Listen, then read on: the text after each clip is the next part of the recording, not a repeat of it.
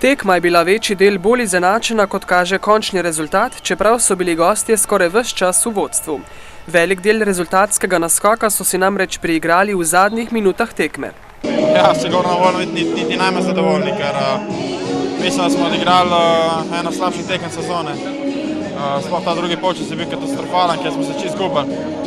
Tako v napadu, kot v obrambi. Ne vem, enostavno ne vem, kaj nas je danes doletelo. Vaja dela mojstra, kot sem rekel, čaka nas veliko dela. Moramo nazaj v dvorano, še enkrat postaviti stvari in upam, da bo naslednjič boljši, ker tole danes res ni bilo podobno ničemer. Ovo je težko gostovanje, mislim da... To je res težko gostovanje. Mislim, da končni rezultat ni realen odnos moči, saj je Krka zelo kakovostna ekipa, tako da smo napravili res veliko stvar z zmago tukaj. Smo izvukli pobedu ovdje. Smodiš je v svoji košarkarski vrnitvi v matični klub na parketu preživel 18 minut in dosegel 5 točk. Ja, jaz mislim, da je Matjaž ena veliko okrepitev za nas. Že na treningu dokazuje.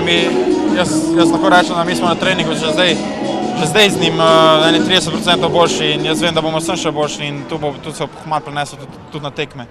Od četrtka dalje pa bodo Novomeščani lovili lovoriko, ki je v svojih vitrinah še nimajo, in sicer slovenskega pokalnega zmagovalca.